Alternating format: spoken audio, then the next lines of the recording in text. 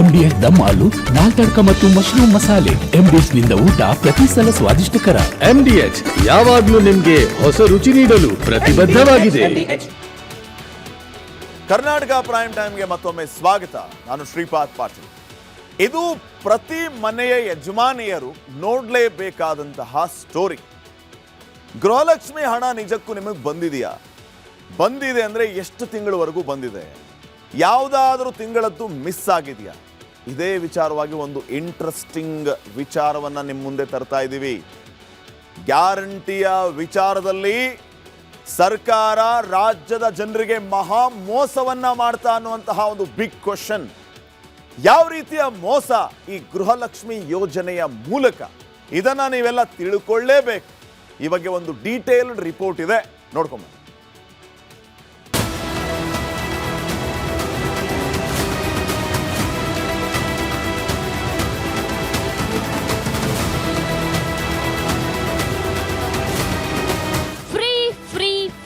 ಅಂತಾನೆ ಕಾಂಗ್ರೆಸ್ ಅಧಿಕಾರದ ಚುಕ್ಕಾಣಿ ಹಿಡಿಯಿತು. ಬಿಟ್ಟಿ ಭಾಗ್ಯಗಳನ್ನ ನೀಡಿ ಕರ್ನಾಟಕದ ಗದ್ದುಗೆ ಏರಿತು. ಅಧಿಕಾರಕ್ಕೆ ಬಂದು 2.5 ವರ್ಷ ತುಂಬುತ್ತಿದ್ದಂತೆ ಸರ್ಕಾರದ ಗ್ಯಾರಂಟಿ ಗಾಯಬಾಗಿದೆಯಂತೆ. ಗೃಹಲಕ್ಷ್ಮಿಯರಿಗೆ ಸಿದ್ದರಾಮಯ್ಯ ಸರ್ಕಾರ ಪಂಗನಾಮ ಹಾಕಿದೆಯಂತೆ. ರಾಜ್ಯದ 1.24 ಕೋಟಿ ಮಹಿಳೆಯರಿಗೆ ಮಹಾಮೋಸ. 2 ತಿಂಗಳು ಹಣ ಹಾಕಿಲ್ಲ, ಆರ್ ಅಶೋಕ್ ಆರೋಪ. ಗೃಹಲಕ್ಷ್ಮಿ ಯೋಜನೆಯಲ್ಲಿ ದೊಡ್ಡ ಮೋಸ ನಡೆದಿದೆಯಂತೆ. ಮಹಿಳೆಯರಿಗೆ 2 ತಿಂಗಳು ಗೃಹಲಕ್ಷ್ಮಿ ಹಣವನ್ನೇ ಹಾಕಿಲ್ಲ. ಇಷ್ಟಾದ್ರೂ ಸೆಪ್ಟೆಂಬರ್ ವರೆಗೂ ಮಹಿಳೆಯರ ಖಾತೆಗೆ 2,000 ಹಣ ಹಾಕಿರೋದಾಗಿ ಸದನಕ್ಕೆ ಸಚಿವೆ ಲಕ್ಷ್ಮೀ ಹೆಬ್ಬಾಳ್ಕರ್ ಮಾಹಿತಿ ನೀಡಿದ್ದಾರೆ ಅಂತ ವಿಪಕ್ಷ ನಾಯಕ ಸ್ಫೋಟಕ ಆರೋಪ ಮಾಡಿದ್ದಾರೆ. ಪ್ರತಿ ತಿಂಗಳು ಸುಮಾರು 2,500 ಕೋಟಿ ಹಣ ರಾಜ್ಯದ ಮಹಿಳೆಯರಿಗೆ 2,000 ರೂಪಾಯಿ ತಲುಪಬೇಕಾಯಿತು. ಆದರೆ ಫೆಬ್ರವರಿ ಮತ್ತು ಮಾರ್ಚಲ್ಲಿ ತಲುಪಬೇಕಾಗಿದ್ದಂಥ ಸುಮಾರು 5,000 ಕೋಟಿ ಹಣವನ್ನು ಈ ಸರ್ಕಾರ ಮುಚ್ಚಿಟ್ಟಿದೆ. ಅಧಿಕಾರಿಗಳೆಲ್ಲ ಅದನ್ನು ಮುಚ್ಚಿಟ್ಟಿದ್ದಾರೆ. ಶ್ರೀಮತಿ ಲಕ್ಷ್ಮೀ ಹೆಬ್ಬಾಳ್ಕರ್ ಅವರು ಸದನಕ್ಕೆ ಮಾಹಿತಿ ಕೊಟ್ಟಿದ್ದಾರೆ. ಅಪ್ ಟು ಸೆಪ್ಟೆಂಬರ್ ತಿಂಗಳವರೆಗೂ ಎಲ್ಲ ಪೂರ್ತಿ ಚುಕ್ತಾ ಮಾಡಿದ್ದೀರಿ ಅಂತ. ಪ್ರತಿ ತಿಂಗಳು ಸುಮಾರು 2,500 ಕೋಟಿ ಹಣ ರಾಜ್ಯದ ಮಹಿಳೆಯರಿಗೆ 2,000 ರೂಪಾಯಿ ತಲುಪಬೇಕಾಯಿತು. ಆದರೆ ಫೆಬ್ರವರಿ ಮತ್ತು ಮಾರ್ಚಲ್ಲಿ ತಲುಪಬೇಕಾಗಿದ್ದಂಥ ಸುಮಾರು 5,000 ಕೋಟಿ ಹಣವನ್ನು ಈ ಸರ್ಕಾರ ಮುಚ್ಚಿಟ್ಟಿದೆ. ಅಧಿಕಾರಿಗಳೆಲ್ಲ ಅದನ್ನು ಮುಚ್ಚಿಟ್ಟಿದ್ದಾರೆ. 5,000 ಕೋಟಿ ಉಳಿತಾಯ ಮಾಡೋಕ್ಕೋಸ್ಕರ ರಾಜ್ಯದ ಮಹಿಳೆಯರಿಗೆ ಇವರು 5 ಗ್ಯಾರಂಟಿ ನಾನು ನುಡಿದಿದ್ದೇ ಗ್ಯಾರಂಟಿ. 1,24,00,000 ಮಹಿಳೆಯರಿಗೆ 1,24,00,000 ಮಹಿಳೆಯರಿಗೆ ದ್ರೋಹ ಬಗ್ದಿದೆ. ಸಚಿವೆ ಲಕ್ಷ್ಮೀ ಹೆಬ್ಬಾಳ್ಕರ್ ರಾಜೀನಾಮೆ ಕೊಡಬೇಕು.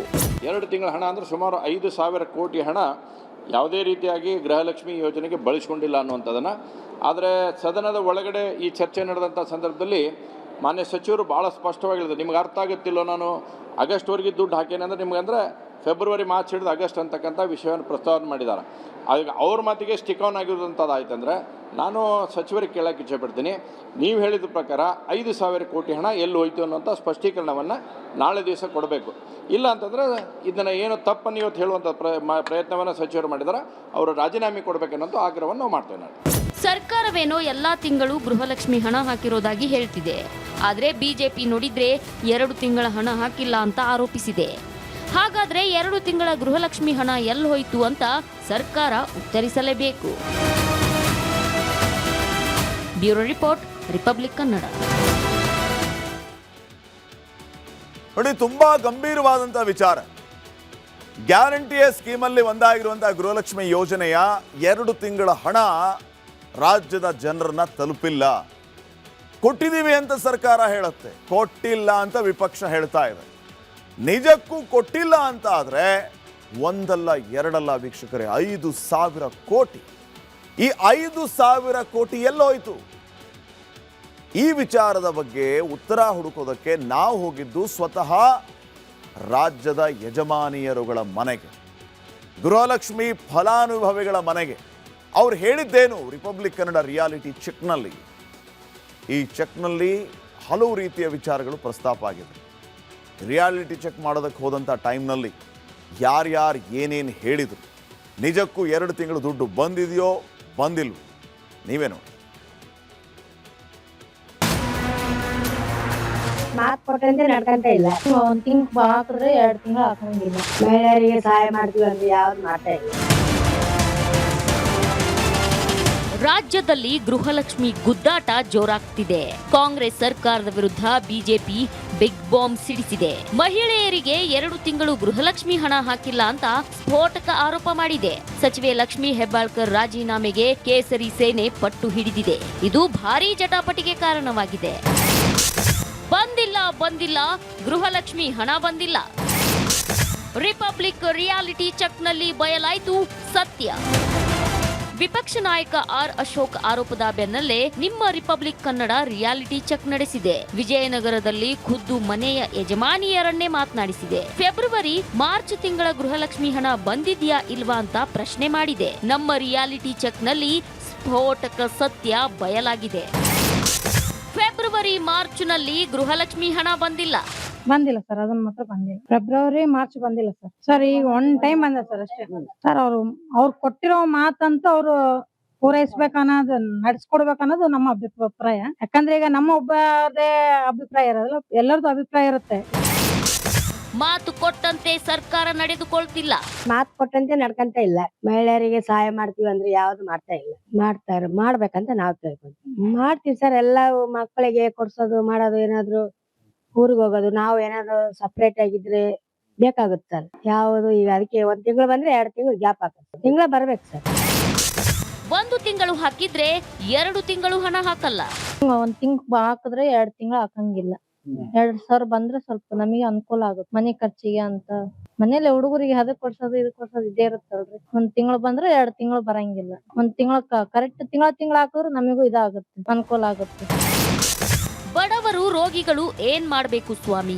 ಗುಳಿಗೆ, ಇಂಜೆಕ್ಷನ್ಗಳು ತಂದ್ಕೋಬೇಕು. ಶುಗರ್ ಅವೆಲ್ಲ ಅದಾವ, ನಮಗೆ ಹಾಕಿಲ್ಲ. ನಾವು ಬಡವ್ರ ದುಡ್ಕೋಬೇಕು, ತಿನ್ಬೇಕು. ಮಕ್ಳು ಎಷ್ಟು ಸ್ವಲ್ಪ ಸಂಬದಾರ ಅವ್ರು. ಶುಗರ್ BP ಇವಕ್ಕ ತಂದ್ಕಂತೀವಿ. ಈಗ 1 ತಿಂಗಳು ಹಾಕಿ 4-5 ತಿಂಗಳು ಬಿಟ್ಟು ಬಿಡ್ತಾರ. ಹಾಕಂಗೆ ಇಲ್ಲ ಅವ್ರು. 3-4 ತಿಂಗಳು 2 ತಿಂಗಳು ಬಿಟ್ಟು ಬಿಡ್ತಾರ. ಹಾಕಂಗೆ ಇಲ್ಲ ಅವ್ರು. ಹಾಕ್ಬೇಕಂತ ಹೇಳ್ತೀವಿ ಸರ್. ಹುಬ್ಬಳ್ಳಿಯಲ್ಲೂ 2 ತಿಂಗಳು ಬಂದಿಲ್ಲ ಗೃಹಲಕ್ಷ್ಮಿ ಹಣ. 2 ತಿಂಗಳು ಹಾಕ್ತಾ ಇಲ್ಲ, ನಮ್ಗೆ ಬಂದಿಲ್ಲ ಅಮೌಂಟ್. ಬಟ್ ಒಂದ್ಸರಿ ಅವ್ರು ಮಾತು ಕೊಟ್ಟಿದ್ದಾರೆ ಅಂತ ಹೇಳಿದ್ರೆ, ಆ ನಂಬಿಕೆ ಕೊಟ್ಟಿದ್ದಾರೆ ಅಂತ ಹೇಳಿದ್ರೆ ಮಂತ್ಲಿ ಕರೆಕ್ಟ್ ಆಗಿ ಅದನ್ನ ಪಾಲನೆ ಮಾಡಬೇಕು. ಅದನ್ನ ಬಿಟ್ಕೊಟ್ಟು 2 ತಿಂಗಳ ಬಂದಿಲ್ಲ, 3 ತಿಂಗಳ ನಮಗೆ ಹಾಕ್ಲಿಲ್ಲ ಅಂತ ಹೇಳಿದ್ರೆ, ಈಗ ಅದನ್ನ ನಂಬ್ಕೊಂಡು ಈಗ ಇಲ್ಲ ಸಿದ್ದರಾಮಯ್ಯ ಅವರು 2,000 ರೂಪಾಯಿ ನಮ್ಮ ಅಕೌಂಟಿಗೆ ಹಾಕ್ತಾರೆ ಅಂತಂದು ಅಂದ್ರೆ ಅವ್ರ ಆಶಯಗಳೆಲ್ಲ ನಿರಾಸೆ ಆಗ್ಬಿಡುತ್ತೆ. ಇವರು ಹೇಳಿದ್ದಾರೆ ಅಂದ್ರೆ ಅದನ್ನ ಕರೆಕ್ಟ್ ಆಗಿ ಪಾಲನೆ ಮಾಡಬೇಕು. ನಮ್ಮ ಅಕೌಂಟಿಗೆ ಅವರು ಅಮೌಂಟ್ ಹಾಕ್ತಾರೆ ಅನ್ನೋದಾದ್ರೆ ಕರೆಕ್ಟ್ ಆಗಿ ಅದನ್ನ ಹಾಕೊಂಡು ಬರ್ಬೇಕಾಗಿತ್ತು. ಈ ತರ ಮಾಡೋದಾಗಿದ್ರೆ ಇವೆಲ್ಲ 2,000 ರೂಪಾಯಿ ಕೊಡೋದು, ಇವೆಲ್ಲ ಇದು ಮಾಡೋದು ಬೇಡ ಆಗಿತ್ತು. Bureau report, republic Kannada. ವಿಪಕ್ಷ ಮಾಡ್ತಾ ಇರುವಂತಹ ಈ ಗಂಭೀರ ಆರೋಪಕ್ಕೆ ಸರ್ಕಾರ ಯಾವ ರೀತಿ ಉತ್ತರ ಕೊಡುತ್ತೆ ಅನ್ನುವಂಥದ್ದು ಬಹಳ ಮುಖ್ಯ ಆಗುತ್ತೆ. ಅದರಲ್ಲೂ ಸಚಿವೆ ಲಕ್ಷ್ಮಿ ಹೆಬ್ಬಾಳ್ಕರ್ ನೋಡಿ, ಗೃಹಲಕ್ಷ್ಮಿ ಹಣ ಬಂದಿಲ್ಲ ಅಂತ ಬಹುತೇಕರು ಹೇಳ್ತಾ ಇದ್ದಾರೆ. ಫೆಬ್ರವರಿ ಮತ್ತೆ ಮಾರ್ಚ್ನಲ್ಲಿ ಗೃಹಲಕ್ಷ್ಮಿ ಹಣ ಹಾಕಿಲ್ಲ, ಇದು ವಿಪಕ್ಷದವ್ರು ಹೇಳ್ತಾ ಇರೋದು. ಹಲವರು ಈಗಷ್ಟೇ ನಮ್ಮ ಜೊತೆಗೆ ಮಾತಾಡುವಾಗ ರಿಯಾಲಿಟಿ ಚೆಕ್ನಲ್ಲಿ ಹೇಳ್ತಾ ಇದ್ದಾರೆ 2 ತಿಂಗಳ ಹಣ ಬಂದಿಲ್ಲ. ಸೆಪ್ಟೆಂಬರ್ವರೆಗೂ ಹಣ ಹಾಕಿದೆಯಂತೆ ಸರ್ಕಾರ. ಮೀನ್ವೈಲ್ ಈ 2 ತಿಂಗಳದ ಗ್ಯಾರಂಟಿ ಹಣ ಮಿಸ್ ಆಗಿದೆ. ವೀಕ್ಷಕರು ಬಹಳ ಸೂಕ್ಷ್ಮವಾಗಿ ಅರ್ಥ ಮಾಡ್ಕೋಬೇಕು ಇದನ್ನ. 2 ತಿಂಗಳ ಹಣ ಮಿಸ್ ಆಗಿದೆ. ನಿಮಗೆ 2,000, ಇಡೀ ರಾಜ್ಯದ ಲೆಕ್ಕ ಹಾಕೊಳ್ಳಿ 5,000 ಕೋಟಿ. 2 ತಿಂಗಳ ದುಡ್ಡನ್ನ ಮಿಸ್ ಮಾಡಿದರೆ 5,000 ಕೋಟಿ ರೂಪಾಯಿ ರೈಟಿಂಗ್ ಅಲ್ಲಿ ಕೊಟ್ಟಿದ್ದಾರಂತೆ ಲಕ್ಷ್ಮಿ ಹೆಬ್ಬಾಳ್ಕರ್ ಅವರು. ನಾವು ಫೆಬ್ರವರಿ ಮಾರ್ಚ್ 2 ತಿಂಗಳ ಗೃಹಲಕ್ಷ್ಮಿ ಹಣವನ್ನ ಹಾಕಿದ್ದೀವಿ ಅಂತ ಇನ್ ರೈಟಿಂಗ್ ಅಲ್ಲಿ ಕೊಟ್ಟಿದ್ದಾರಂತೆ. ಆದರೆ 2 ತಿಂಗಳ ಹಣ ಬಂದಿಲ್ಲ. ಇದನ್ನ ಫಲಾನುಭವಿಗಳು ಹೇಳ್ತಾ ಇದ್ದಾರೆ, ವಿಪಕ್ಷ ನಾಯಕರು ಹೇಳ್ತಾ ಇದ್ದಾರೆ. ಸೆಪ್ಟೆಂಬರ್ವರೆಗೂ ಹಾಕಿದಾರಂತೆ, ಈ ಫೆಬ್ರವರಿ ಮಾರ್ಚ್ ಗ್ಯಾಪ್ ಮಾಡಿ ನೆಕ್ಸ್ಟ್ ಮಂತ್ ಹಾಕಿದಾರಂತೆ. ಹಾಗಿದ್ರೆ ಫೆಬ್ರವರಿ ಮಾರ್ಚ್ ದುಡ್ಡೆಲ್ಲ ಹೋಯ್ತು? ಸದನಕ್ಕೆ ಸಚಿವೆ ಲಕ್ಷ್ಮೀ ಹೆಬ್ಬಾಳ್ಕರ್ ಅವರು ಮಾಹಿತಿಯನ್ನು ನೀಡಿದ್ದಾರೆ.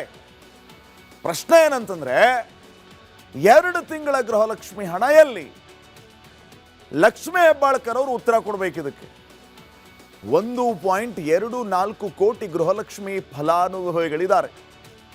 1.24 ಕೋಟಿ ಗೃಹಲಕ್ಷ್ಮಿಗಾಗಿ ತಿಂಗಳಿಗೆ 2,500 ಕೋಟಿ ಖರ್ಚಾಗುತ್ತೆ ವೀಕ್ಷಕರೇ. 2 ತಿಂಗಳು ದುಡ್ಡು ಬಂದಿಲ್ಲ ಅಂದ್ರೆ ಎಷ್ಟಾಯ್ತು? 5,000 ಕೋಟಿ ಆಯ್ತು.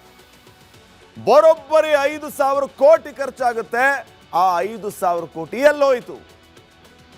5,000 ಕೋಟಿ ಇವರು ರೈಟಿಂಗ್ ಅಲ್ಲಿ ಕೊಟ್ಟಿದ್ದಾರಂತೆ, ನಾವು 2 ತಿಂಗಳು ದುಡ್ಡು ಹಾಕಿದೀವಿ ಅಂತ. ಆದ್ರೆ ಫ್ಯಾಕ್ಟು ದುಡ್ಡು ಬಂದಿಲ್ಲ ಅಂತ ವಿಪಕ್ಷ ನಾಯಕರು ಇದ್ರ ಬಗ್ಗೆ ಆರೋಪ ಮಾಡ್ತಾ ಇದ್ದಾರೆ. ಆರ್ ಅಶೋಕ್, ಮಹೇಶ್ ತೆಂಗಿನಕಾಯಿ ಇದನ್ನು ರೇಸ್ ಮಾಡಿದ್ದಾರೆ ವಿಚಾರವನ್ನ. ಇದಕ್ಕೆ ಸರ್ಕಾರ ಉತ್ತರಿಸಬೇಕು. ಹಾಗಿದ್ರೆ ಮಹಾ ಮೋಸ ಮಾಡ್ತಾ ಎಲ್ಲೋಯ್ತು 5,000 ಕೋಟಿ? ಯಾರ್ದು ದುಡ್ಡು?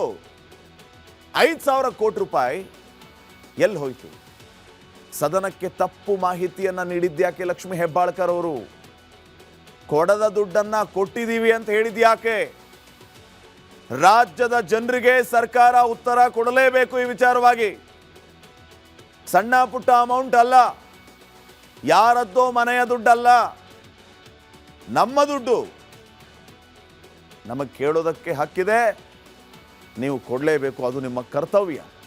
ಆದರೆ 2 ತಿಂಗಳು ಮೀನ್ ವಾಯಿಲ್ 2 ತಿಂಗಳು ಗ್ಯಾಪ್ ಮಾಡಿದ್ದು ಅದು ಎಲ್ಲಿ ಹೋಯ್ತು?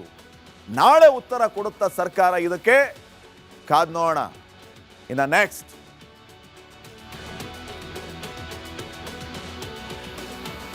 ಮುಖ್ಯಮಂತ್ರಿ ಕುರ್ಚಿ ಆಸೆಯನ್ನ ಹೊತ್ತು DK ಶಿವಕುಮಾರ್ ಅವರು ದೆಹಲಿಗೆ ಹೋಗಿದ್ರು.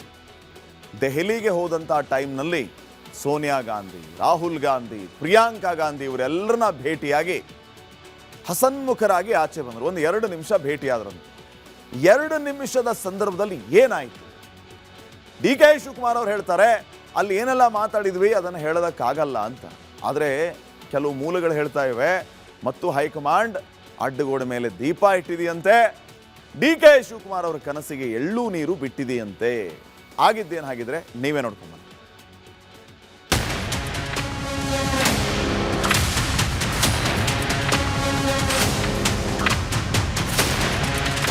ದಿನಗಟ್ಟಲೆ ಕಾದರೂ ಹೈಕಮಾಂಡ್ ದರ್ಶನ ಸಿಕ್ಕಿರಲಿಲ್ಲ. ದೆಹಲಿಯಲ್ಲಿ ಠಿಕಾಣಿ ಹೂಡಿದ್ರೂ ರಾಹುಲ್ ಗಾಂಧಿ ಭೇಟಿಗೆ ಅವಕಾಶ ಸಿಕ್ಕಿರಲಿಲ್ಲ. ಕನಕಪುರ ಬಂಡೆ ಕಡೆಗೆ ವರಿಷ್ಠರು ಮುಖಾನೆ ಮಾಡಿರಲಿಲ್ಲ. ಹೈಕಮಾಂಡ್ ಭೇಟಿ ತುದಿಗಾಲಲ್ಲಿ ನಿಂತಿದ್ದ DCMಗೆ ಕೊನೆಗೂ ನಾಯಕರ ದರ್ಶನ ಭಾಗ್ಯ ಸಿಕ್ಕಿದೆ. ಇವಾಗ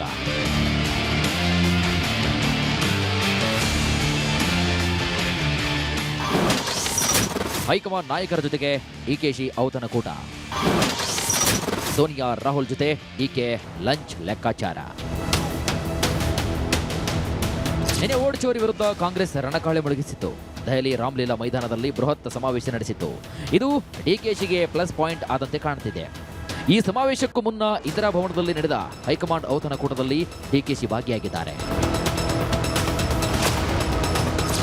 ಇನ್ನು ನಿನ್ನೆ ಮಧ್ಯಾಹ್ನ ಔತಣಕೂಟದಲ್ಲಿ ಭಾಗಿಯಾದಂತಹ DCM DK ಶಿವಕುಮಾರ್ ನಗುಮುಖದಲ್ಲಿ ಹೈಕಮಾಂಡ್ ನಾಯಕರಿಗೆ ನಮಸ್ಕರಿಸಿದ್ದಾರೆ.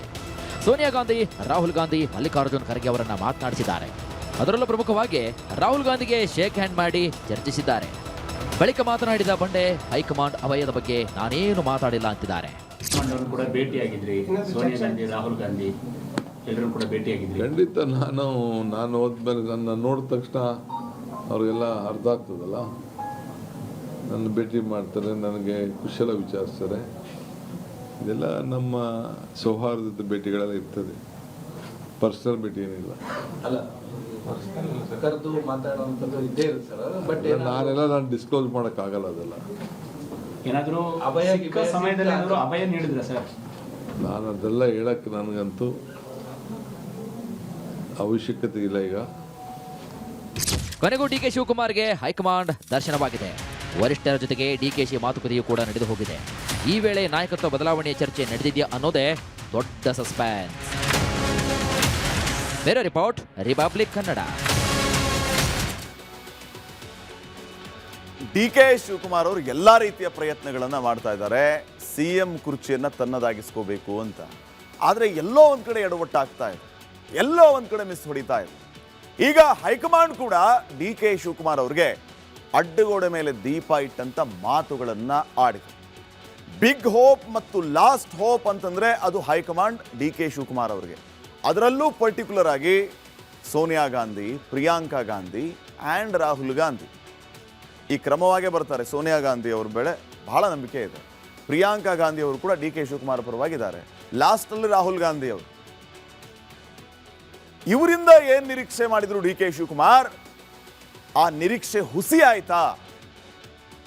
ಸೋನಿಯಾ ಗಾಂಧಿ, ಪ್ರಿಯಾಂಕಾ ಗಾಂಧಿ, ರಾಹುಲ್ ಗಾಂಧಿ ಅವರು D K Shivakumar CM chair ವಿಚಾರವಾಗಿ ಏನು ಅನ್ಕೊಂಡಿದ್ರು ಆ ಅಭಯವನ್ನ ಕೊಡೋದಕ್ಕೆ ಹಿಂದೇಟ್ ಹಾಕಿದ್ರ?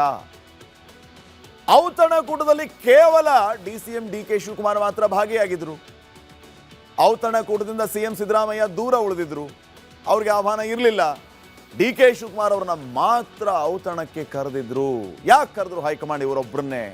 CM ಅಲ್ಲೇ ಇದ್ರು, CM ಅವ್ರನ್ನ ಕರೀಲಿಲ್ಲ, DCM ಅವ್ರನ್ನ ಕರೆದ್ರು. ಏನಕ್ಕೆ? ಬುದ್ಧಿವಾದ ಹೇಳೋದಕ್ಕೆ ಮಾತ್ರ ಕರೆಸ್ಕೊಂಡ್ರ ವರಿಷ್ಠರು. ಡಿ ಕೆ ಶಿವಕುಮಾರ್ ಅದಾಗಲ್ಲ, ಸದ್ಯಕ್ಕೆ ನೀವು ಸುಮ್ಮನೆ ಇರಿ, ಮುಂದೆ ನಾವೇ ನಿಮಗೆ ಒಳ್ಳೆ ಸುದ್ದಿಯನ್ನು ಕೊಡ್ತೀವಿ, ಅಲ್ಲಿವರೆಗೂ ಯಾವುದೇ ಕಾರಣಕ್ಕೂ ನೀವು ನಿಮ್ಮ ತಾಳ್ಮೆಯನ್ನು ಕಳ್ಕೋಬೇಡಿ, ನಿಮ್ಮ ಬಣದವರಿಗೂ ಕೂಡ ಹೇಳಿ, ಓಪನ್ ಸ್ಟೇಟ್ಮೆಂಟ್ ಕೊಡೋದು ಬೇಡ ಅಂತ ಬುದ್ಧಿವಾದವನ್ನು ಹೇಳೋದಕ್ಕೆ ಕರೆಸ್ಕೊಂಡ್ರ. ರಾಹುಲ್ ಗಾಂಧಿ ಜೊತೆಗೆ ಡಿ ಕೆ ಶಿವಕುಮಾರ್ 2 ನಿಮಿಷದ ಭೇಟಿ ಆಯಿತು. 2 ನಿಮಿಷ ಮಾತಾಡಿದ್ದಾರೆ, 120 ಸೆಕೆಂಡ್. ಡಿ ಕೆ ಶಿವಕುಮಾರ್ ಜೊತೆಗೆ 2 ನಿಮಿಷದಲ್ಲಿ ಏನು ಚರ್ಚೆ ಮಾಡಿಬಿಟ್ರು? ರಾಹುಲ್ ಗಾಂಧಿ ಅವರು ಯೋಚನೆ ಮಾಡೋಕ್ಕೆ ಒಂದು 5 ನಿಮಿಷ ಬೇಕು, ಅವರು ಯೋಚನೆ ಮಾಡಿ ವಿಚಾರ ತಿಳಿಸೋದಕ್ಕೆ ಒಂದು 5-6 ನಿಮಿಷ ಬೇಕು. ಇನ್ನು 2 ನಿಮಿಷದಲ್ಲಿ ಏನು ಮಾತಾಡಿದ್ರು? ಇದು ಸದ್ಯಕ್ಕಿನ ಪ್ರಶ್ನೆ ಆಗಿದೆ. ಇರಲಿ, ಡಿ ಕೆ ಶಿವಕುಮಾರ್, ರಾಹುಲ್ ಗಾಂಧಿ ಅವರು ಏನು ಮಾತಾಡಿದಾರೋ ಅದು ಅವ್ರಿಗೆ ಬಿಟ್ಟಿದ್ದು. ಅಧಿಕಾರ ಹಸ್ತಾಂತರದ ಬಗ್ಗೆ ಯಾವುದೇ ಚರ್ಚೆ ನಡೆದಿಲ್ಲ ಅನ್ನುವಂತಹದ್ದು ಒಂದು ಸ್ಪಷ್ಟವಾದಂಥ ವಿಚಾರ ಗೊತ್ತಾಗ್ತಾ ಇದೆ. 2 ನಿಮಿಷದ ಮಾತುಕತೆಯಲ್ಲಿ ಅಧಿಕಾರ ಹಸ್ತಾಂತರದ ಬಗ್ಗೆ ಯಾವುದೇ ಚರ್ಚೆ ಆಗಿಲ್ವಂತೆ, ಖಚಿತ ಭರವಸೆಯನ್ನ ಕೊಟ್ಟಿಲ್ಲ. ಆದರೆ ಶೀಘ್ರದಲ್ಲೇ ಪರಿಹಾರ ಅಂತ ರಾಹುಲ್ ಗಾಂಧಿ ಅವರು ಹೇಳಿದ್ರಂತೆ. ಖಡಕ್ ಆಗಿ ಡಿ ಕೆ ಶಿವಕುಮಾರ್ ಆಪ್ CM ಬನೋಗೆ ಅಂತ ಹೇಳಿಲ್ಲ ಅವರು, ಆದರೆ ಇಸ್ಕಾ ಹಾಲ್ ನಿಖಾಲೆಂಗೆ, ಕೂಡಲೇ ಪರಿಹಾರವನ್ನು ಕಂಡುಕೊಳ್ಳೋಣ ಅಂತ ಹೇಳಿದ್ರಂತೆ.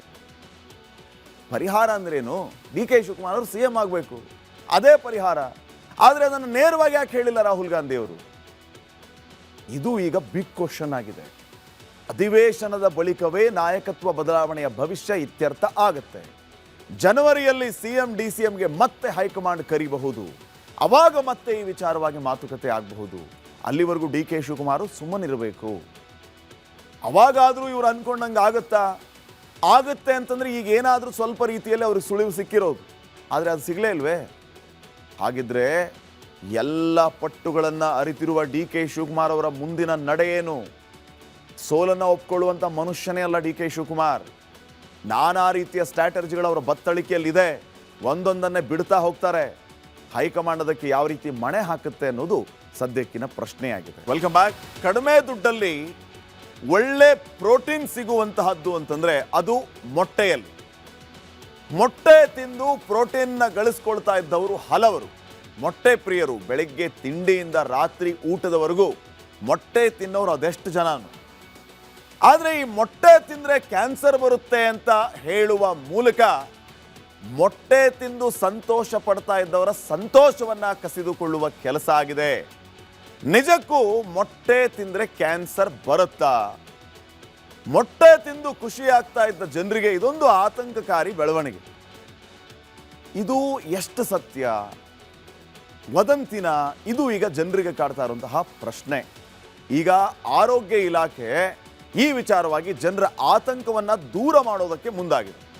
ಏನು ಕ್ರಮ ತಗೋತಾ ಇದೆ ಆರೋಗ್ಯ ಇಲಾಖೆ? ನೀವು ನೋಡಿ ಈ ರಿಪೋರ್ಟ್.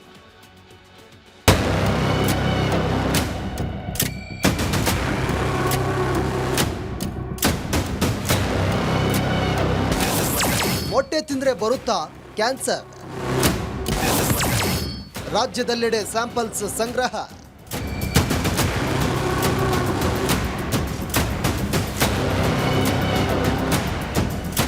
ಉಸಿರಾಡುವ ಗಾಳಿಯಿಂದ ಹಿಡಿದು ತಿನ್ನುವ ಆಹಾರದ ತನಕ ವಿಷವಾಗ್ತಿದೆ. ಎಲ್ಲದರಲ್ಲೂ ಕಲಬೆರಕೆ ಸರ್ವೇ ಸಾಮಾನ್ಯ ಎಂಬಂತಾಗಿದೆ. ಹೀಗಾಗಿ ಆರೋಗ್ಯ ಇಲಾಖೆ ಗೋಬಿ ಮಂಚೂರಿ, ಕಬಾಬ್, ಪನ್ನೀರ್, ಬಟಾಣಿಗಳಿಗೆ ಹಾಕುವ ಕಲರ್ಗಳನ್ನು ಬ್ಯಾನ್ ಮಾಡಿತ್ತು. ಇದೀಗ ಮೊಟ್ಟೆ ತಿಂದರೆ ಕ್ಯಾನ್ಸರ್ ಬರೋ ಆತಂಕ ಎದುರಾಗಿದೆ.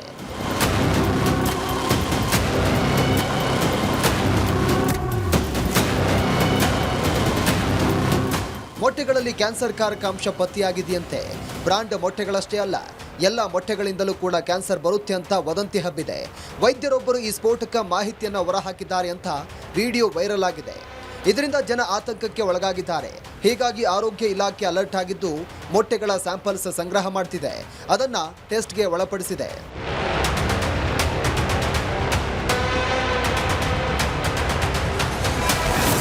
ಡೇಂಜರ್ ಮೊಟ್ಟೆ. ಬೆಂಗಳೂರು ಸೇರಿ ರಾಜ್ಯದಲ್ಲಿ ಮೊಟ್ಟೆ ಸ್ಯಾಂಪಲ್ಸ್ ಕಲೆಕ್ಟ್ ಮಾಡಲಾಗಿದೆ. 200ಕ್ಕೂ ಹೆಚ್ಚು ಕಡೆ ಎಗ್ ಸ್ಯಾಂಪಲ್ಸ್ ಅನ್ನು ಸಂಗ್ರಹ ಮಾಡಲಾಗಿದ್ದು ರಾಜಧಾನಿಯಲ್ಲೇ 50ಕ್ಕೂ ಹೆಚ್ಚು ಕಡೆ ಸ್ಯಾಂಪಲ್ಸ್ ಸಂಗ್ರಹ ಮಾಡಿದ್ದಾರೆ. ಸೂಪರ್ ಮಾರ್ಕೆಟ್, ಮಾರುಕಟ್ಟೆ ಎಲ್ಲೆಡೆ ಮೊಟ್ಟೆ ಮಾದರಿ ಸಂಗ್ರಹಿಸಿ ಆಹಾರ ಹಾಗೂ ಗುಣಮಟ್ಟ ಇಲಾಖೆಯಿಂದ ಕ್ರಮ ಕೈಗೊಂಡಿದೆ. ಮೊಟ್ಟೆಗಳಲ್ಲಿ ನೈಟ್ರೋಫ್ಯೂರಾನ್ ಔಷಧದ ಕಣ ಪತ್ತೆಯಾಗಿದೆಯಂತೆ. ಇದು ಕ್ಯಾನ್ಸರ್ನಂತಹ ಅಪಾಯಕಾರಿ ಕಾಯಿಲೆಗಳಿಗೆ ಕಾರಣವಾಗಿದ್ದು ಆರೋಗ್ಯ ಇಲಾಖೆ ಮೊಟ್ಟೆ ಸ್ಯಾಂಪಲ್ಸ್ ಕಲೆಕ್ಟ್ ಮಾಡಿದೆ. ಮುಂದಿನ ವಾರ ಈ ವರದಿ ಆರೋಗ್ಯ ಇಲಾಖೆ ಕೈ ಸೇರಲಿದೆ. ನೋಡಿ, ಇನ್ನೂ ಅವೆಲ್ಲ ಪೂರ್ತಿ ಮಾಹಿತಿ ಸಂಗ್ರಹಣೆ ಆಗಬೇಕು. ಈಗ ಏನಾಗಿದೆ ಅದೆಲ್ಲ ತಿಳ್ಕೊಂಡು ನಂತರ ಮುಂದೆ ಏನು ಕ್ರಮ ತಗೊಳ್ಬೇಕು ಅಂತ ನೋಡೋಣ. ಪೂರ್ತಿ ಫಸ್ಟ್ ಮಾಹಿತಿ ಸಂಗ್ರಹಣೆ ಆಗಲಿ. ಯಾವುದೋ ಒಂದು ಕಂಪನಿ ವಿಚಾರ ಅಂತ ಇದೆ, ಅದಕ್ಕೋಸ್ಕರ ಅದೆಲ್ಲ ತಿಳ್ಕೊಂಡ ನಂತರ ಸುಮ್ಮನೆ ಜನರು ಗಾಬರಿ ಸೃಷ್ಟಿ ಮಾಡುವಂಥದ್ದು ಸರಿ ಇರೋದಿಲ್ಲ. ಮತ್ತು ಆತಂಕ ಪರಿಸ್ಥಿತಿ ಏನು ಯಾವ ಥರದ್ದು ಏನಿಲ್ಲ. ಅದಕ್ಕೋಸ್ಕರ ಸ್ವಲ್ಪ ಎಲ್ಲ ನೋಡಿಕೊಂಡು ನಮ್ಮ ಅಧಿಕಾರಿಗಳಿಗೆ ಹೇಳಿದ್ದೀನಿ, ತಿಳ್ಕೊಂಡು ಮತ್ತೆ ಮುಂದೆ ಏನು ಮಾಡಬೇಕು ಅದ್ರ ಬಗ್ಗೆ ಪೂರ್ತಿ ಮಾಹಿತಿ ಸಂಗ್ರಹಣೆ ಆದಮೇಲೆ ಮುಂದೆ ತೀರ್ಮಾನ ಮಾಡ್ತೀವಿ.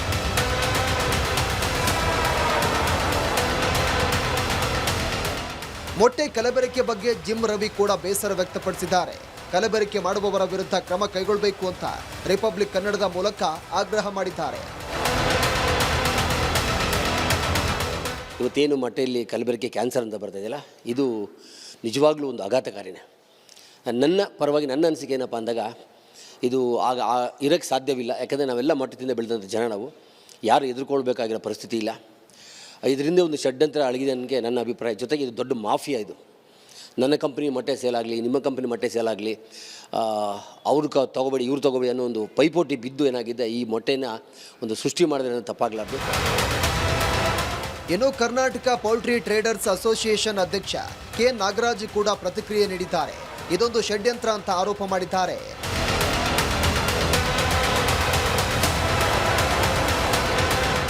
ಇದರ ವಿರುದ್ಧ ಕೆಲವರು ಏನು ಅಪಪ್ರಚಾರ ಮಾಡ್ತಾ ಇದ್ದಾರಲ್ಲ, ಇದು 100% ಸುಳ್ಳು. ಇದು ಇಷ್ಟಕ್ಕೂ ಈ ವಿಚಾರವಾಗಿ ಯಾರು ಪ್ರಸ್ತಾಪ ಮಾಡಿದಾರಲ್ಲ, ಇದು ಒಂದು ನಾರ್ತ್ ಇಂಡಿಯಾದಲ್ಲಿ ಒಂದು ಯೂಟ್ಯೂಬರ್ ಮಾಡಿರೋವಂಥ ಅಂಶ. ಇದರಲ್ಲಿ ಏನೋ ಒಂದು AOZ ನ್ಯೂಟ್ರಾಪಾರನ್ ಅಂತ ಒಂದು ಕೆಮಿಕಲ್ ಇದೆ, ಇದರಿಂದ ಕ್ಯಾನ್ಸರ್ ಬರುತ್ತೆ ಅಂತ ಹೇಳಿದ್ದಾರೆ. ಇದು ಶುದ್ಧ ಸುಳ್ಳು. ಇದು ಯಾವುದೇ ಒಂದು ಸರ್ಕಾರದ ಒಂದು ತನಿಖಾ ಇದರಲ್ಲಿ ದೃಢಪಟ್ಟಿಲ್ಲ. ಸೊ ಇದೆಲ್ಲ ನಾವು ಸುಳ್ಳು ಅಂತ ಹೇಳಲಿಕ್ಕೆ ಇಷ್ಟಪಡ್ತೀವಿ. ಮೊಟ್ಟೆ ಸುತ್ತ ಇದೀಗ ಸಾಕಷ್ಟು ಅನುಮಾನಗಳು ಮೂಡಿದ್ದು ಆರೋಗ್ಯ ಇಲಾಖೆ ವರದಿ ಬಂದ ಬಳಿಕವೇ ಸ್ಪಷ್ಟತೆ ಸಿಗಲಿದೆ. ಆದರೆ ಸದ್ಯಕ್ಕಂತೂ ಯಾವುದು ತಿನ್ನಬೇಕು, ಯಾವುದು ತಿನ್ನಬಾರ್ದು ಅನ್ನೋದೇ ಯಕ್ಷ ಪ್ರಶ್ನೆ.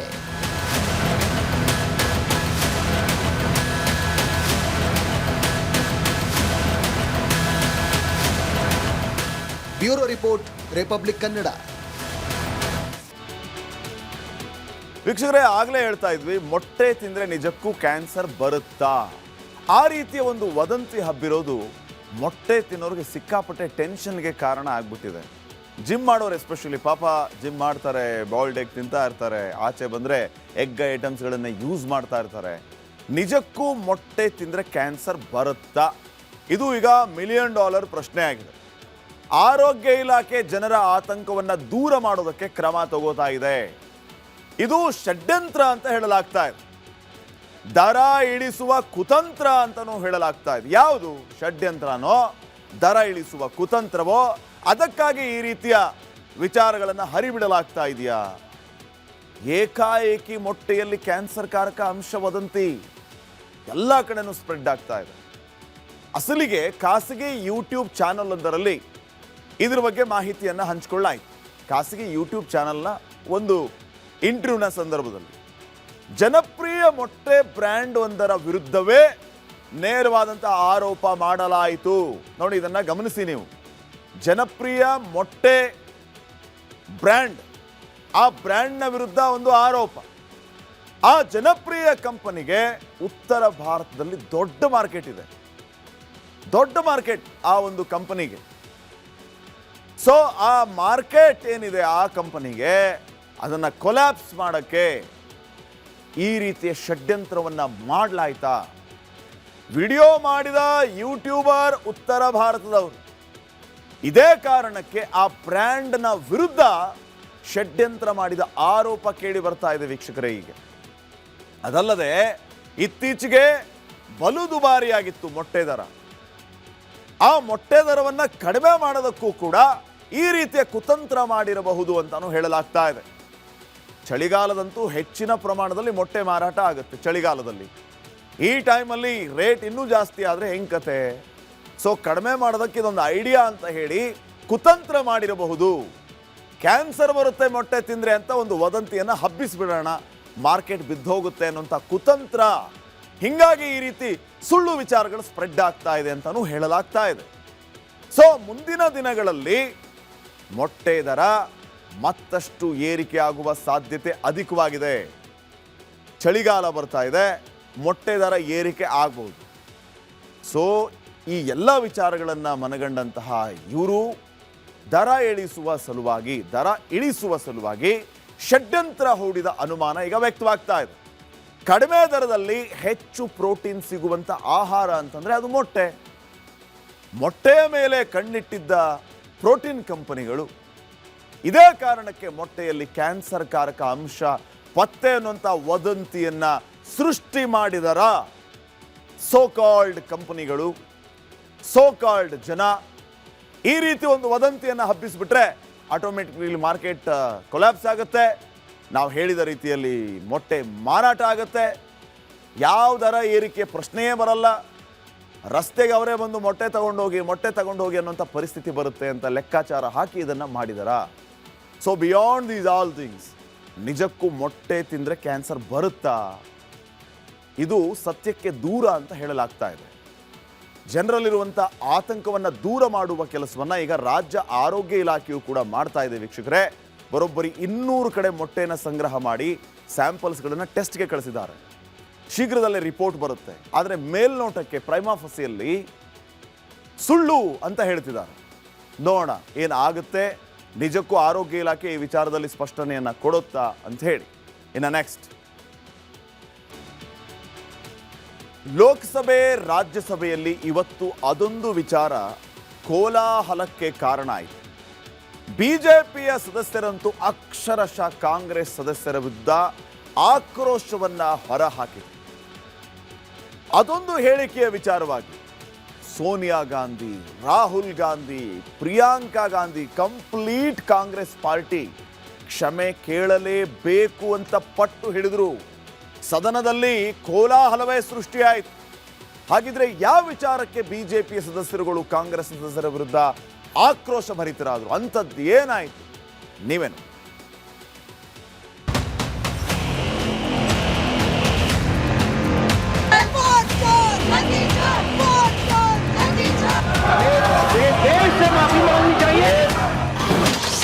ಕಾಂಗ್ರೆಸ್ ರ್ಯಾಲಿಯಲ್ಲಿ ಪ್ರಧಾನಿಗೆ ಜೀವ ಬೆದರಿಕೆ, ಕ್ಷಮೆ ಕೇಳುವಂತೆ ಸದನದಲ್ಲಿ ಬಿಜೆಪಿ ಸದಸ್ಯರ ಪಟ್ಟು.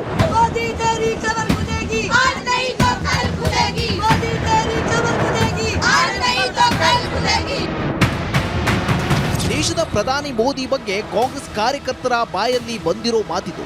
ಇದೇ ಘೋಷಣೆ ಇದೀಗ ಭಾರಿ ಚರ್ಚೆಗೆ ಗ್ರಾಸವಾಗಿದೆ. ಕಾಂಗ್ರೆಸ್ಗೆ ತಿರುಗುಬಾಣವಾಗಿದೆ. ಸದನದಲ್ಲೂ ಈ ವಿಚಾರ ಸದ್ದು ಮಾಡಿದೆ. ಸೋನಿಯಾ ಗಾಂಧಿ, ರಾಹುಲ್ ಗಾಂಧಿ ಕ್ಷಮೆ ಯಾಚಿಸುವಂತೆ ಬಿಜೆಪಿ ಸದಸ್ಯರು ಮುಗಿಬಿದ್ದಿದ್ರು. ದೆಹಲಿಯ ರಾಮಲೀಲಾ ಮೈದಾನದಲ್ಲಿ ನಿನ್ನೆ ನಡೆದ ಕಾಂಗ್ರೆಸ್ ರ್ಯಾಲಿಯಲ್ಲಿ ಪ್ರಧಾನಿ ಮೋದಿ ವಿರುದ್ಧ ಕಾಂಗ್ರೆಸ್ಸಿಗರು ಕೆಂಡವಾಗಿದ್ರು. ಮೋದಿಗೆ ಜೀವ ಬೆದರಿಕೆ ಹಾಕುವಂತಹ ಘೋಷಣೆಗಳು ಬಂದಿದ್ದು ಇದೇ ರ್ಯಾಲಿಯಲ್ಲಿ. कल कांग्रेस के रैली में प्रधानमंत्री मोदी जी का कब्र खोदने के लिए बात कहा गया है। ये इस देश के लिए बहुत दुखद समय है कि कांग्रेस पार्टी ऐसा शब्दों का इस्तेमाल करते हैं और सारे कांग्रेस पार्टी पूरे का पूरे नेतृत्व उस रैली में मौजूद थे और प्रधानमंत्री मोदी जी का कब्र खोदने के लिए इन्होंने नारा लगाया। इस देश के लिए इससे शर्मनाक, इससे ज्यादा दुर्भाग्यपूर्ण कोई चीज नहीं हो सकता है। कांग्रेस के नेतृत्व माफी मांगना चाहिए, इस सदन के माध्यम से देश से माफी मांगना चाहिए। ಇನ್ನು ರಾಜ್ಯಸಭೆಯಲ್ಲಿ ಮಾತನಾಡಿದ ಜೆಪಿ ನಡ್ಡಾ ಕಾಂಗ್ರೆಸ್ ರ್ಯಾಲಿಯಲ್ಲಿ ಘೋಷಣೆಗಳಿಗೆ ಆಕ್ರೋಶ ಹೊರಹಾಕಿದ್ರು. ಇದು ಕಾಂಗ್ರೆಸ್ ಪಕ್ಷದ ಮನಸ್ಥಿತಿ ಎಂದು ಕಿಡಿಕಾರಿದ್ರು. मोदी तेरी कब्र खुदेगी, आज नहीं तो कल खुदेगी। ये इस तरीके के नारे की बात रिकॉर्ड पे जा रही है प्लीज। ये तरीके के नारे कांग्रेस पार्टी के सोच और मानसिकता को दर्शाता है। इसके लिए हमारे नेता प्रतिपक्ष और कांग्रेस पार्टी के नेता यहाँ बैठी हैं, आदरणीय सोनिया गांधी जी, इनको देश से माफी मांगनी चाहिए और देश से माफी मांगनी चाहिए।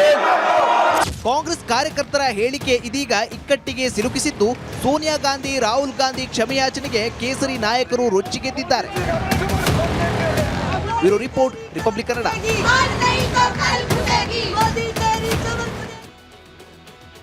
ಇನ್ನ ಬಿಹಾರ ಚುನಾವಣೆ ಗೆದ್ದ ಬೆನ್ನಲ್ಲೇ ಬಿಜೆಪಿ ರಾಷ್ಟ್ರೀಯ ಕಾರ್ಯಾಧ್ಯಕ್ಷರನ್ನಾಗಿ ಬಿಹಾರದ ಸಚಿವ ಶ್ರೀ ನಿತಿನ್ ನಬೀನ್ ಅವರನ್ನ ಆಯ್ಕೆ ಮಾಡಲಾಗಿದೆ.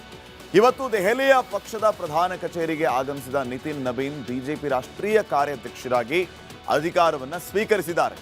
ಈ ವೇಳೆ ಬಿಜೆಪಿ ರಾಷ್ಟ್ರೀಯ ಅಧ್ಯಕ್ಷ ಜೆಪಿ ನಡ್ಡಾ, ಕೇಂದ್ರ ಗೃಹ ಸಚಿವ ಅಮಿತ್ ಶಾ ಸೇರಿ ಹಿರಿಯ ನಾಯಕರು ನಿತಿನ್ ನಬೀನ್ ಅವರನ್ನ ಸನ್ಮಾನಿಸಿದರು.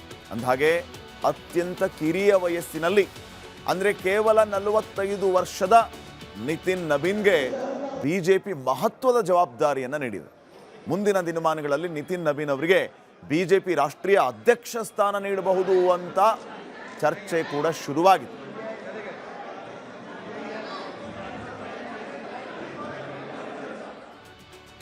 ನೋಡಿ, ಹಂಗೆ ನಾವು ಲೆಕ್ಕಾಚಾರ ಹಾಕ್ತಾ ಹೋದ್ರೆ ಸದ್ಯಕ್ಕೆ ಅತ್ಯಂತ ಕಿರಿಯ ವಯಸ್ಸಿನ ಒಬ್ಬ ನಾಯಕ ದೊಡ್ಡ ಪಾರ್ಟಿಯ ಜವಾಬ್ದಾರಿಯನ್ನ ತೆಗೆದುಕೊಂಡಿದ್ದಾರೆ. ಹಾಗಿದ್ರೆ ಈಗ ಸದ್ಯಕ್ಕೆ ಪಾರ್ಟಿಯನ್ನ ಮುನ್ನಡೆಸ್ತಾ ಇರುವಂತಹ ಯಾರ್ಯಾರು ನಾಯಕರಿದಾರಲ್ಲ ನಮ್ಮ ದೇಶದಲ್ಲಿ, ಅವರ ವಯಸ್ಸೆಷ್ಟು, ನಿತಿನ್ ಅವರು ಹೇಗೆ ಕಿರಿಯರಾಗ್ತಾರೆ ಅನ್ನೋದನ್ನ ಸ್ವಲ್ಪ ಡೀಟೇಲ್ ಆಗಿ ನೋಡ್ತಾ ಹೋಗೋಣ. ಯಂಗ್ ವರ್ಸಸ್ ಓಲ್ಡ್ ಸಾರಥಿಗಳು. ಸದ್ಯ ಬಿಜೆಪಿಯ ಸಾರಥಿ ಕಾರ್ಯಾಧ್ಯಕ್ಷರಾಗಿದ್ದಾರೆ ನಿತಿನ್ ನಬೀನ್. ಇವರ ತಂದೆಯೂ ಕೂಡ ಬಿಹಾರದಲ್ಲಿ ಬಿಜೆಪಿಯ ನಾಯಕರಾಗಿದ್ದಂಥವರು. ಈಗ ಇವರಿಗೆ ಆ ಪ್ರಾಶಸ್ತ್ಯ ಸಿಕ್ಕಿದೆ. ಇವರು ಕೂಡ ಸಿಟ್ಟಿಂಗ್ ಮಿನಿಸ್ಟರ್ ಆಗಿದ್ರು ಬಿಹಾರ ಸರ್ಕಾರದಲ್ಲಿ. ವಯಸ್ಸು 45, ಹುದ್ದೆ ಬಿಜೆಪಿಯ ಕಾರ್ಯಾಧ್ಯಕ್ಷರು. ಸಂಘಟನೆಯಲ್ಲಿ ಚತುರರಾಗಿದ್ದಾರೆ, ಇವರು ವಿಶೇಷವಾದಂಥ ಚಾರ್ಮ್ ಹೊಂದಿದ್ದಾರೆ ಅಂತ ಹೇಳಿ ಬಿಜೆಪಿಯ ಆಯ್ಕೆಗಳೇ ಭಾರಿ ಆಶ್ಚರ್ಯಕ್ಕೆ ಕಾರಣ ಆಗ್ತಾ ಇರುತ್ತೆ. ಸೊ ಅದರಲ್ಲಿ ಇದು ಕೂಡ ಬಂತು. ಮಲ್ಲಿಕಾರ್ಜುನ್ ಖರ್ಗೆ ಅವರು ಕಾಂಗ್ರೆಸ್ನ ಅಧ್ಯಕ್ಷರು, ಎಐಸಿಸಿ ಅಧ್ಯಕ್ಷರು, ಪಾರ್ಟಿಯನ್ನ ಈಗ ಮುನ್ನಡೆಸ್ತಾ ಇದ್ದಾರೆ. ಇವರಿಗೆ ವಯಸ್ಸು 83. ಆಮ್ ಆದ್ಮಿ ಪಾರ್ಟಿ ಅರವಿಂದ್ ಕೇಜ್ರಿವಾಲ್ ಇವರು ಆ ಪಾರ್ಟಿಯನ್ನ ಮುನ್ನಡೆಸ್ತಾ ಇದ್ದಾರೆ. ವಯಸ್ಸು 57. ಇನ್ನ ಟಿಎಂಸಿ ಮಮತಾ ಬ್ಯಾನರ್ಜಿ ವಯಸ್ಸು 70. ಇವರು ಕೂಡ ತಮ್ಮ ತೃಣಮೂಲ ಕಾಂಗ್ರೆಸ್ ಅನ್ನು ಮುನ್ನಡೆಸ್ತಾ ಇದ್ದಾರೆ. ಇವರಿಗೆ 70 ವರ್ಷ ವಯಸ್ಸು. ಆರ್ಜೆಡಿ ಲಾಲೂ ಪ್ರಸಾದ್ ಯಾದವ್ ಅವರಿದ್ದಾರೆ. ಇವರಿಗೆ 77 ವರ್ಷ ವಯಸ್ಸು, ಪಾರ್ಟಿಯನ್ನ ಮುನ್ನಡೆಸ್ತಾ ಇದ್ದಾರೆ. ಎನ್ಸಿಪಿ ಪಾರ್ಟಿ ಶರದ್ ಪವಾರ್ ಅವರು 85ರಿಂದ 86 ವರ್ಷ ಇವರಿಗೆ. ಇವರು ಈಗ ಪಾರ್ಟಿಯನ್ನ ಮುನ್ನಡೆಸ್ತಾ ಇದ್ದಾರೆ.